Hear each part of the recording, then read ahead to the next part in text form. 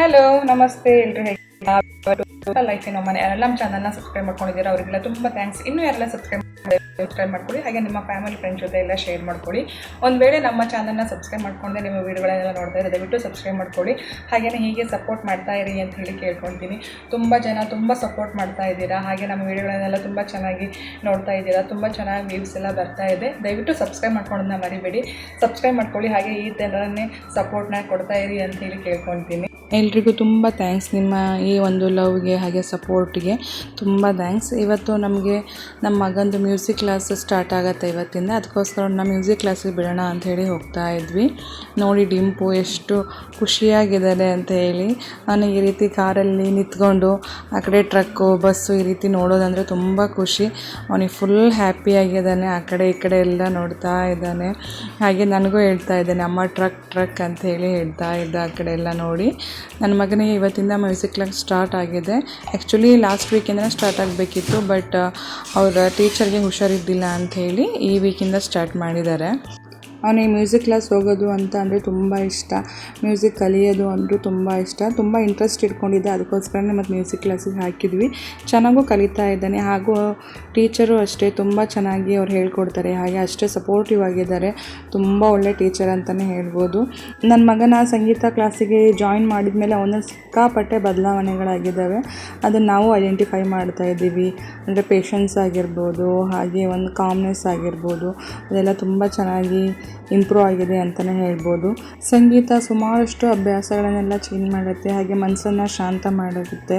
ಅದನ್ನು ನಾನೀಗ ಐಡೆಂಟಿಫೈ ಮಾಡ್ತಾ ಇದ್ದೀನಿ, ಯಾಕಂತ ನನ್ನ ಮಗನಲ್ಲಿ ತುಂಬ ಅಷ್ಟು ಇಂಪ್ರೂವ್ಮೆಂಟ್ ಆಗಿದೆ. ಅದಕ್ಕೋಸ್ಕರ ಅವನಿಗೆ 1.5 ಅವರ್ ಕ್ಲಾಸ್ ಇರುತ್ತೆ. ಅದಕ್ಕೋಸ್ಕರ ನಾವು ಸ್ವಲ್ಪ ಪರ್ಚೇಸಿಂಗ್ ಇದ್ದು ಅದಕ್ಕೆ ಓಳೂರು ಹೋಗೋಣ ಅಂತೇಳಿ ಬರ್ತಾ ಇದ್ವಿ. ಈ ಒಂದು ಹಾಸ್ಪಿಟಲ್ ನೋಡ್ತಾ ಇದ್ದೀರಲ್ಲ, ಅದು ನಮ್ಮ ಲೈಫ್ ಟರ್ನಿಂಗ್ ಹಾಸ್ಪಿಟಲ್ ಅಂತಲೇ ಹೇಳ್ಬೋದು. ಆ ಹಾಸ್ಪಿಟಲ್ ಬಗ್ಗೆ ಇನ್ನೊಮ್ಮೆ ನಾನು ವಿಡಿಯೋ ಮಾಡ್ತೀನಿ. ಆ ಹಾಸ್ಪಿಟಲು ಹಾಗೆ ಅಲ್ಲಿನ ಡಾಕ್ಟರ್ ನಮಗೆ ನಿಜವಾಗ್ಲೂ ಲಕ್ಕಿ ಅಂತಲೇ ಹೇಳ್ಬೋದು. ಈಗ ನನ್ನ ಮಗನಿಗೆ ಈಗ ಕ್ಲಾಸ್ ಮುಗ್ದಿದೆ, ಅವ್ನು ಕರ್ಕೊಂಬರೋಣ ಅಂಥೇಳಿ ಹೋಗ್ತಾ ಇದ್ದೆ ನಾನು. ಇಲ್ಲೆಲ್ಲ ಅಪಾರ್ಟ್ಮೆಂಟ್ಗಳು ಈ ರೀತಿಯೇ ಇರೋ ಅಂಥದ್ದು, ತುಂಬ ಚೆನ್ನಾಗಿ ಮೇಂಟೈನ್ ಮಾಡಿರ್ತಾರೆ, ಕ್ಲೀನಾಗಿ. ನೋಡಿ ಎಷ್ಟು ಕ್ಲೀನಾಗಿ ಕಾಣ್ತಾ ಇದೆ ಅಂಥೇಳಿ. ಹಾಗೆಯೇ ಈ ಅಪಾರ್ಟ್ಮೆಂಟ್ ಒಳಗೆ ಎಂಟ್ರಿ ಕೊಟ್ಟ ತಕ್ಷಣ ಇಲ್ಲಿ ಸಂಗೀತ ಕ್ಲಾಸ್ ಇದೆ ಅಂಥೇಳಿ ಆರಾಮ ಐಡೆಂಟಿಫೈ ಮಾಡ್ಬೋದು. ಯಾಕಂತಂದರೆ ಅಲ್ಲಿ ತನಕನೂ ಸಂಗೀತ ಕೇಳ್ತಾ ಇರುತ್ತೆ, ರಸ್ತೆ ತನಕನೂ. ಅದು ಕೇಳಲಿಕ್ಕೆ ಖುಷಿ ಅಂತ ಅನಿಸುತ್ತೆ. ಈ ಒಂದು ವಿಡಿಯೋದಲ್ಲೇ ನೆಕ್ಸ್ಟ್ ಈಗ ನಾನು ಆ ವಿಡಿಯೋನ ನಿಮಗೆ ಶೇರ್ ಮಾಡ್ತೀನಿ, ಕೇಳಿಸ್ಕೊಳ್ಳಿ ಆ ಒಂದು ಸಂಗೀತನ.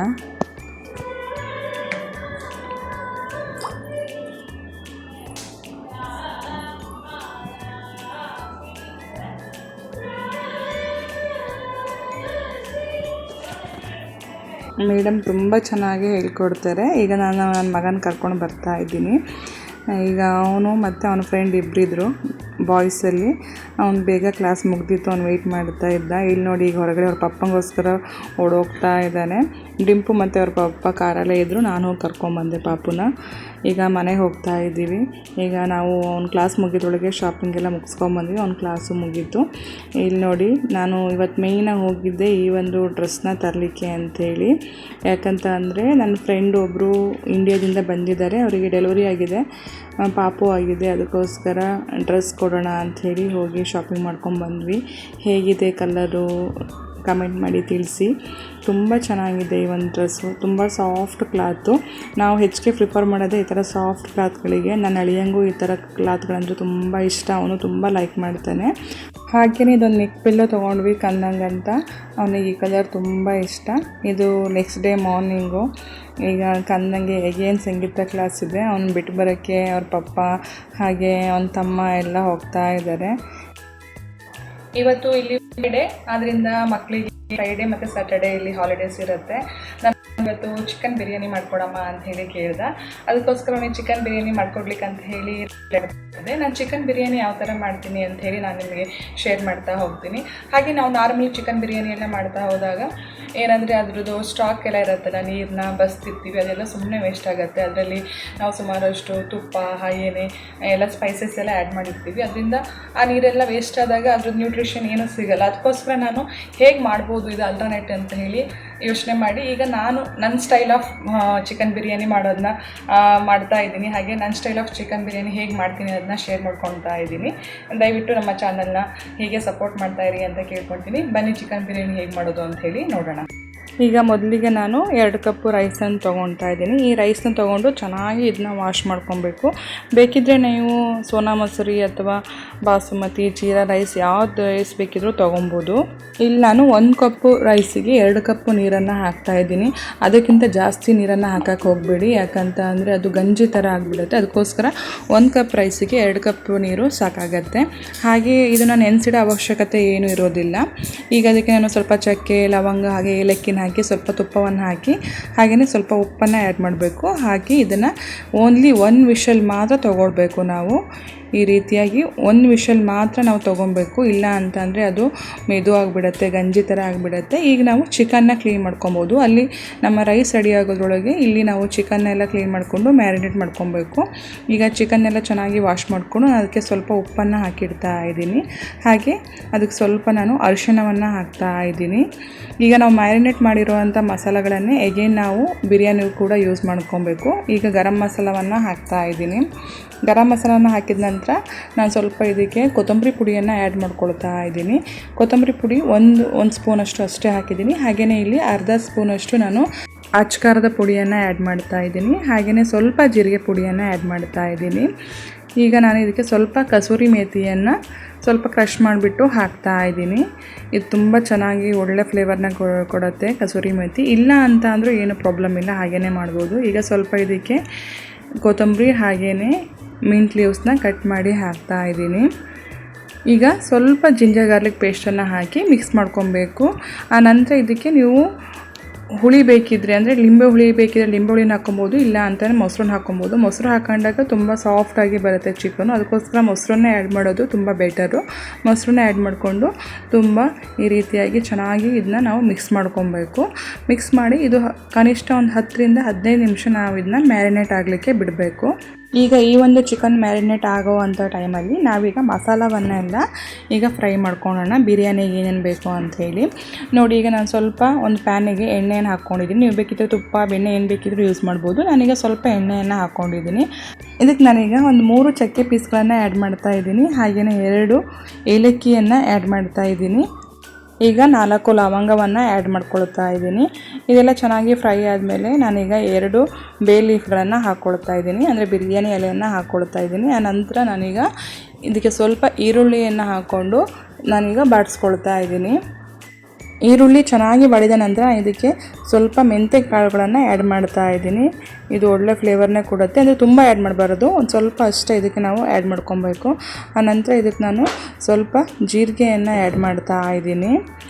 ಇದೆಲ್ಲ ಒಂದು 1/4 ಟೀ ಸ್ಪೂನಷ್ಟು ಲೆಕ್ಕದಲ್ಲಿ ನೀವು ಆ್ಯಡ್ ಮಾಡ್ಕೊಳ್ತಾ ಹೋಗ್ಬೋದು. ಹಾಗೆಯೇ ಈಗ ನಾನು 1 ಟೊಮೊಟೊವನ್ನು ಆ್ಯಡ್ ಮಾಡ್ತಾ ಇದ್ದೀನಿ. ಟೊಮೊಟೊ ಚೆನ್ನಾಗಿ ಬಾಡಿಸ್ಕೊಬೇಕು. ಟೊಮೊಟೊ ಚೆನ್ನಾಗಿ ಬಾಡಿದ ನಂತರ ಈಗ ಇದಕ್ಕೆ ಶುಂಠಿ ಮತ್ತು ಬೆಳ್ಳುಳ್ಳಿಯನ್ನು ಹಾಕ್ಕೊಳ್ತಾ ಇದ್ದೀನಿ. ಇದನ್ನು ಚೆನ್ನಾಗಿ ಇದರಲ್ಲಿ ಫ್ರೈ ಮಾಡ್ಕೊಬೇಕು. ತುಂಬ ಚೆನ್ನಾಗಿ ಫ್ರೈ ಮಾಡ್ಕೊಂಡಾಗ ಈ ಒಂದು ಫ್ಲೇವರ್ ತುಂಬ ಚೆನ್ನಾಗಿ ಬರುತ್ತೆ. ಹಸಿ ಇಟ್ಟಾಗ ಅಷ್ಟೊಂದು ಚೆನ್ನಾಗಿ ಬರೋಲ್ಲ ಬಿರಿಯಾನಿ. ಅದಕ್ಕೋಸ್ಕರ ತುಂಬ ಚೆನ್ನಾಗಿ ಫ್ರೈ ಮಾಡ್ಕೊಳ್ಳಿ. ಸಣ್ಣ ಉರಿಯಲ್ಲಿ ಈ ರೀತಿಯಾಗಿ ಚೆನ್ನಾಗಿ ಫ್ರೈ ಮಾಡ್ಕೊಬೇಕು. ಈಗ ನಾನು ಇದಕ್ಕೆ ಸ್ವಲ್ಪ ಕೊತ್ತಂಬರಿ ಪುಡಿಯನ್ನು ಆ್ಯಡ್ ಮಾಡ್ಕೊಳ್ತಾ ಇದ್ದೀನಿ. ನೀವು ಕೊತ್ತಂಬರಿ ಪುಡಿ ಇಲ್ಲ ಅಂತಂದರೆ ಕೊತ್ತಂಬರಿ ಬೀಜಗಳನ್ನು ಆ್ಯಡ್ ಮಾಡ್ಕೊಬೋದು. ಹಾಗೆಯೇ ಈಗ ಸ್ವಲ್ಪ ಅಚ್ಕಾರದ ಪುಡಿಯನ್ನು ಆ್ಯಡ್ ಮಾಡ್ತಾ ಇದ್ದೀನಿ. ಈಗ ಸ್ವಲ್ಪ ಕಾಳು ಮೆಣಸಿನ ಪುಡಿಯನ್ನು ಆ್ಯಡ್ ಮಾಡ್ತಾ ಇದ್ದೀನಿ. ಕಾಳು ಮೆಣಸಿನ ಇಲ್ಲ ಅಂತ ಅಂದರೆ ಕಾಳು ಮೆಣಸನ್ನು ಕೂಡ ಆ್ಯಡ್ ಮಾಡಿಕೊಂಡು ಈ ರೀತಿಯಾಗಿ ಚೆನ್ನಾಗಿ ಫ್ರೈ ಮಾಡ್ಕೊಬೇಕು. ತುಂಬ ಚೆನ್ನಾಗಿ ಇದು ಫ್ರೈ ಆಗಬೇಕು. ಇಲ್ಲ ಅಂತ ಅಂದರೆ ಹಸಿ ವಾಸನೆ ಆಗೇ ಇರುತ್ತೆ. ಅದಕ್ಕೋಸ್ಕರ ತುಂಬ ಚೆನ್ನಾಗಿ ಫ್ರೈ ಮಾಡ್ಕೊಳ್ಳಿ. ಈಗ ಈ ಎಲ್ಲ ಮಸಾಲ ಚೆನ್ನಾಗಿ ಫ್ರೈ ಆದ ನಂತರ ಗ್ಯಾಸನ್ನು ಆಫ್ ಮಾಡಿ ಈಗ ನಾನು ಸ್ವಲ್ಪ ಕೊತ್ತಂಬರಿ ಸೊಪ್ಪು ಹಾಗೆಯೇ ಪುದೀನ ಸೊಪ್ಪನ್ನು ಆ್ಯಡ್ ಮಾಡ್ತಾ ಇದ್ದೀನಿ. ಇದನ್ನು ಚೆನ್ನಾಗಿ ಮಿಕ್ಸ್ ಮಾಡಿ ಹಾಗೆಯೇ ಬಿಡಬೇಕು. 10 ನಿಮಿಷ ತಣ್ಣ ಆಗಲಿಕ್ಕೆ ಬಿಟ್ಟು ಈಗ ನಾನೀಗ ಮಿಕ್ಸಿಗೆ ಹಾಕ್ಕೊಳ್ತಾ ಇದ್ದೀನಿ. ಈ ಎಲ್ಲ ಮಸಾಲೆಗಳನ್ನು ಈ ರೀತಿಯಾಗಿ ಮಿಕ್ಸಿಗೆ ಹಾಕ್ಕೊಂಡು ಇದನ್ನ ಚೆನ್ನಾಗಿ ಪೇಸ್ಟನ್ನು ಮಾಡ್ಕೊಬೇಕು. ತುಂಬ ಬಿಸಿ ಇದ್ದಾಗ ಹಾಕ್ಕೊಂಬಿಡಿ. ಇದು ಸ್ವಲ್ಪ ತಣ್ಣ ಆದ ನಂತರ ಈ ರೀತಿಯಾಗಿ ಹಾಕ್ಕೊಂಡು ತುಂಬ ನೈಸಾಗಿ ಇದನ್ನು ಪೇಸ್ಟ್ ಮಾಡ್ಕೊಬೇಕು. ಈ ಒಂದು ಬಿರಿಯಾನಿನ ಯಾವುದೇ ಕಲರ್ ಹಾಕದೆ ಹಾಗೆಯೇ ಏನನ್ನೂ ವೇಸ್ಟ್ ಮಾಡದೆ ತುಂಬ ಈಸಿಯಾಗಿ ಬೇಗನೆ ಮಾಡ್ಕೊಂಡ್ಬಿಡ್ಬೋದು. ಈಗ ಒಂದು ಕುಕ್ಕರ್ನ ತೊಗೊಂಡು, ಇಲ್ಲ ಅಂತಂದರೆ ದೊಡ್ಡ ಪಾತ್ರೆಯನ್ನು ತೊಗೊಂಡು ಅದಕ್ಕೆ ಸ್ವಲ್ಪ ತುಪ್ಪವನ್ನು ಹಾಕ್ಕೊಳ್ಬೇಕು. ನಾನಿಲ್ಲಿ ಕುಕ್ಕರ್ನ ತೊಗೊಂಡಿದ್ದೀನಿ. ನೀವು ಬೇಕಿದ್ದರೆ ದೊಡ್ಡ ಪಾತ್ರೆ ಇದ್ದರೆ ಅದನ್ನು ತೊಗೊಬೋದು. ಇದಕ್ಕೆ ಸ್ವಲ್ಪ ನಾನೀಗ ಈರುಳ್ಳಿಯನ್ನು ಹಾಕ್ಕೊಳ್ತಾ ಇದ್ದೀನಿ. ಈರುಳ್ಳಿ ಮಾತ್ರ ತುಂಬ ಚೆನ್ನಾಗಿ ಬಾಡಿಸ್ಕೊಬೇಕು. ಆ್ಯಕ್ಚುಲಿ ಇದನ್ನು ಬ್ರೌನ್ ಮಾಡಿ ಇದನ್ನು ತೆಗೆದಿಟ್ಕೊಂಡ್ರೆ ಇನ್ನೂ ಟೇಸ್ಟಿಯಾಗಿರುತ್ತೆ. ನನ್ನ ಮಕ್ಕಳು ಆ ರೀತಿಯಾದ ಈರುಳ್ಳಿಯನ್ನು ತಿನ್ನೋದೆಲ್ಲ, ಆ್ಯಕ್ಚುಲಿ ಈರುಳ್ಳಿನೇ ತಿನ್ನೋದು, ಅದಕ್ಕೋಸ್ಕರ ನಾನು ಈ ರೀತಿಯಲ್ಲೇ ಚೆನ್ನಾಗಿ ಫ್ರೈ ಮಾಡ್ಕೊಳ್ತಾ ಇದ್ದೀನಿ. ಅದಕ್ಕೀಗ ನಾನು ಸ್ವಲ್ಪ ಚಕ್ಕೆ, ಲವಂಗ ಹಾಗೆಯೇ ಪಲಾವ್ ಎಲೆಯನ್ನು ಹಾಕ್ಕೊಳ್ತಾ ಇದ್ದೀನಿ. ಈಗ ಅದಕ್ಕೆ ಸ್ವಲ್ಪ ನಾನೀಗ ಪುದೀನ ಹಾಗೆಯೇ ಕೊತ್ತಂಬರಿ ಸೊಪ್ಪನ್ನು ಹಾಕಿ ಚೆನ್ನಾಗಿ ಈ ರೀತಿ ಮಿಕ್ಸ್ ಮಾಡ್ಕೊಳ್ತಾ ಇದ್ದೀನಿ. ಇದು ಒಳ್ಳೆ ಫ್ಲೇವರ್ನ ಕೊಡುತ್ತೆ. ನಾವು ಆ್ಯಕ್ಚುಲಿ ಇದನ್ನ ರುಬ್ಲಿಕ್ಕೂ ಹಾಕಿದ್ದೀವಿ, ಹಾಗೆಯೇ ಈಗ ಇಲ್ಲಿ ನಾವು ಫ್ರೈ ಮಾಡಲಿಕ್ಕೂ ಹಾಕ್ತಾಯಿದ್ದೀವಿ. ನೋಡಿ ಈ ರೀತಿಯಲ್ಲಿ ಕಾಣ್ತಾ ಇದೆ. ಈಗ ನಾವು ರುಬ್ಬಿ ಇಟ್ಟಿರುವಂಥ ಈ ಮಸಾಲವನ್ನು ಇದಕ್ಕೆ ಆ್ಯಡ್ ಮಾಡ್ಕೊಬೇಕು. ಈ ಮಸಾಲವನ್ನು ಆ್ಯಡ್ ಮಾಡಿಕೊಂಡು ಇದು ಚೆನ್ನಾಗಿ ಈ ಒಂದು ತುಪ್ಪದಲ್ಲಿ ಫ್ರೈ ಆಗಲಿಕ್ಕೆ ಬಿಡಬೇಕು. ತುಂಬ ಚೆನ್ನಾಗಿ ಈ ಒಂದು ಮಸಾಲ ಫ್ರೈ ಆಗಬೇಕು. ಆ ಫ್ಲೇವರ್ ಬಂದಾಗ ನಾವು ಇದಕ್ಕೆ ಸ್ವಲ್ಪ ನೀರನ್ನು ಆ್ಯಡ್ ಮಾಡ್ಕೊಬೇಕು.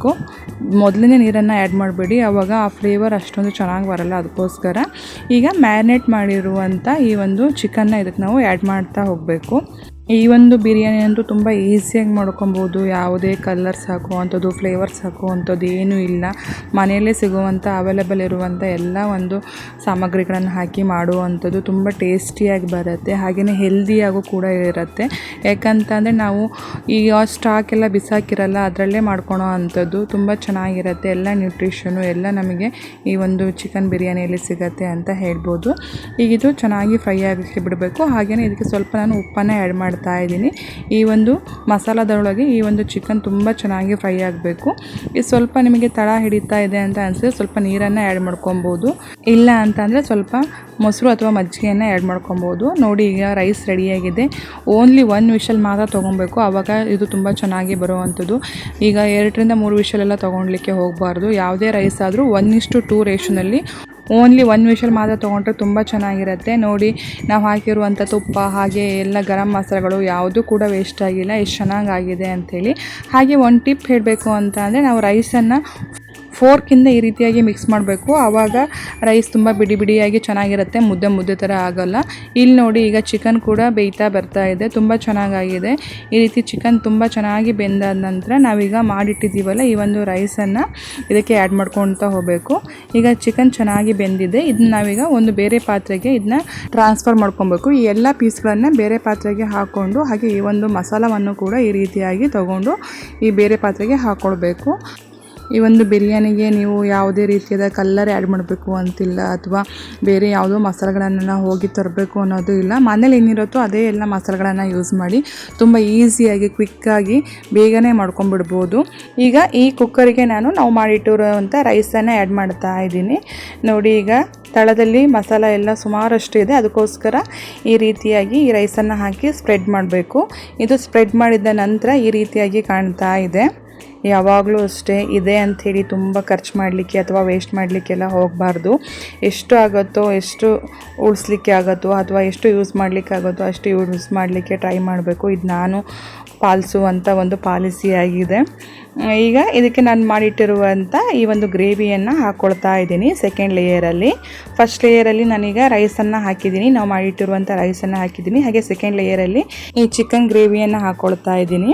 ಈಗ ನೀವು ನೋಡಿದರೆ ಇದು ಆಲ್ರೆಡಿ ಚಿಕನ್ ಗ್ರೇವಿನೂ ಆಗಿದೆ, ಹಾಗೆ ರೈಸು ಕೂಡ ಆಗಿದೆ. ಇದನ್ನ ಹಾಗೇ ತಿನ್ಬೋದು, ಬಟ್ ಈ ರೀತಿ ದಮ್ ಮಾಡಿ ತಿಂದಾಗ ಆ ಒಂದು ಬಿರಿಯಾನಿ ಫ್ಲೇವರ್ ತುಂಬ ಚೆನ್ನಾಗಿ ಬರುತ್ತೆ.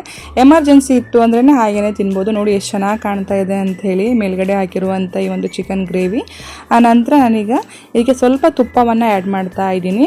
ಬೇಕಿದ್ದರೆ ಇಲ್ಲಿ ಸ್ವಲ್ಪ ಕೇಸರಿಯ ದಳವನ್ನು ಹಾಲಲ್ಲಿ ನೆನೆಸಿ ಅದನ್ನ ಹಾಗೇ ಹಾಕೊಬೋದು, ಅದು ತುಂಬ ಚೆನ್ನಾಗಿರುತ್ತೆ. ಈಗ ಇದಕ್ಕೆ ಈಗ 3ನೇ ಲೇಯರಲ್ಲಿ ನಾನೀಗ ಎಗೇನ್ ಮಾಡಿಟ್ಟಿರುವಂಥ ಈ ಒಂದು ರೈಸನ್ನು ಹಾಕ್ಕೊಳ್ತಾ ಇದ್ದೀನಿ. ನೋಡಿ ರೈಸ್ ಮಾಡಿರೋ ಅಂಥದ್ದು ಏನೂ ವೇಸ್ಟ್ ಆಗೋದಿಲ್ಲ, ಹಾಗೆಯೇ ಅದ್ರ ಸ್ಟಾಕ್ ಕೂಡ ವೇಸ್ಟ್ ಆಗೋದಿಲ್ಲ. ತುಂಬ ಚೆನ್ನಾಗಿ ಅದು ನಾವು ಯೂಸ್ ಮಾಡ್ಕೊಬೋದು. ಸುಮ್ಮನೆ ವೇಸ್ಟ್ ಮಾಡೋಕ್ಕಿಂತ ಈ ರೀತಿಯಲ್ಲಿ ಮಾಡಿ ತಿಂದಾಗ ತುಂಬ ಚೆನ್ನಾಗಿರುತ್ತೆ, ಆ ಒಂದು ಟೇಸ್ಟ್ ಕೂಡ ತುಂಬ ಚೆನ್ನಾಗಿರುತ್ತೆ.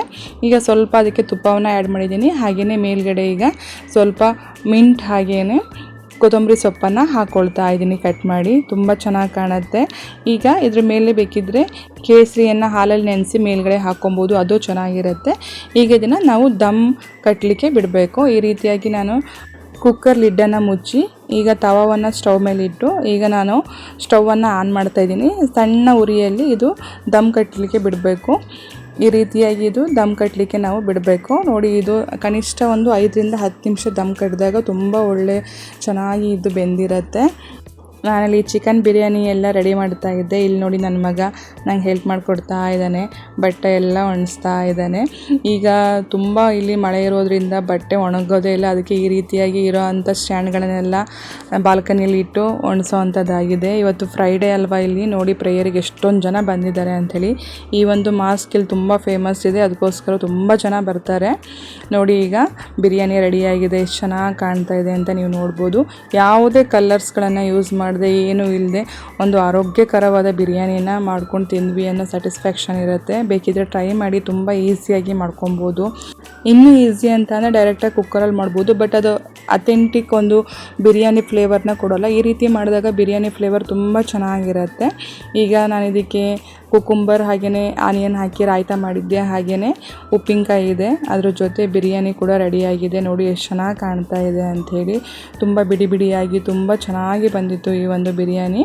ಹಾಗೆಯೇ ಇಲ್ಲೂ ಕೂಡ ಮಂದಿ ಬಿರಿಯಾನಿ ಹಾಗೆ ಅರೇಬಿಕ್ ಬಿರಿಯಾನಿ ಅಂತ ಸಿಗುತ್ತೆ. ಈ ರೀತಿಯಾಗಿ ಯಾವುದೇ ಒಂದು ಕಲರ್ಗಳನ್ನು ಆ್ಯಡ್ ಮಾಡಿದೆ, ಯಾವುದೇ ಫ್ಲೇವರ್ಸ್ಗಳನ್ನು ಆ್ಯಡ್ ಮಾಡಿದೆ, ತುಂಬ ನ್ಯಾಚುರಲ್ ಆಗಿ ಮಾಡಿರ್ತಾರೆ. ಸೇಮ್ ಇದೇ ರೀತಿಯಾದ ಟೇಸ್ಟ್ ಇರುತ್ತೆ, ಹಾಗೆ ನೋಡಲಿಕ್ಕೂ ಇದೇ ರೀತಿಯಾಗಿರುತ್ತೆ. ಅರೇಬಿಕ್ ಸ್ಟೈಲಲ್ಲಿ ತುಂಬ ಚೆನ್ನಾಗಿರುತ್ತೆ. ಆ ರೀತಿಯಾಗಿ ಟ್ರೈ ಮಾಡಿದ್ದೀನಿ. ಯಾರು ಟ್ರೈ ಮಾಡಬೇಕು ಅಂತಿದ್ರೆ ಟ್ರೈ ಮಾಡಿ. ಹಾಗೆ ಕಾಮೆಂಟ್ ಬಾಕ್ಸಲ್ಲಿ ಕಮೆಂಟ್ ಮಾಡಿ ತಿಳಿಸಿ ಹೇಗಾಗಿತ್ತು ಅಂತ ಹೇಳಿ. ಇದಿಷ್ಟು ಆಗಿತ್ತು ಇವತ್ತಿನ ವ್ಲಾಗು. ನೆಕ್ಸ್ಟ್ ವ್ಲಾಗಲ್ಲಿ ಮತ್ತೆ ಸಿಗ್ತೀನಿ. ದಯವಿಟ್ಟು ನಮ್ಮ ಚಾನಲ್ನ ಲೈಕ್ ಮಾಡಿ, ಶೇರ್ ಮಾಡಿ, ಹಾಗೆ ಸಬ್ಸ್ಕ್ರೈಬ್ ಮಾಡಿ. ನಮ್ಮ ಫ್ಯಾಮಿಲಿ ಮತ್ತು ಫ್ರೆಂಡ್ಸ್ ಜೊತೆ ಎಲ್ಲ ಶೇರ್ ಮಾಡ್ಕೊಳ್ಳಿ. ಹಾಗೆ ಇನ್ಸ್ಟಾಗ್ರಾಮ್ ಮತ್ತು ಫೇಸ್ಬುಕ್ಕಲ್ಲಿ ಸಿಂಪಲ್ ಲೈಫ್ ಒಮಾನ್ ಅಂತ ಹೇಳಿ ಪೇಜ್ ಇದೆ, ದಯವಿಟ್ಟು ಅದನ್ನ ಫಾಲೋ ಮಾಡ್ಕೊಳ್ಳಿ. ಹಾಗೆ ಯಾವುದೇ ಕಾರಣಕ್ಕೂ ಸಬ್ಸ್ಕ್ರೈಬ್ ಮಾಡ್ಕೊಳ್ಳೋದನ್ನ ಮರಿಬೇಡಿ, ದಯವಿಟ್ಟು ಸಬ್ಸ್ಕ್ರೈಬ್ ಮಾಡ್ಕೊಳ್ಳಿ. ನೆಕ್ಸ್ಟ್ ವ್ಲಾಗಲ್ಲಿ ಮತ್ತೆ ಸಿಗ್ತೀನಿ. Thanks for watching.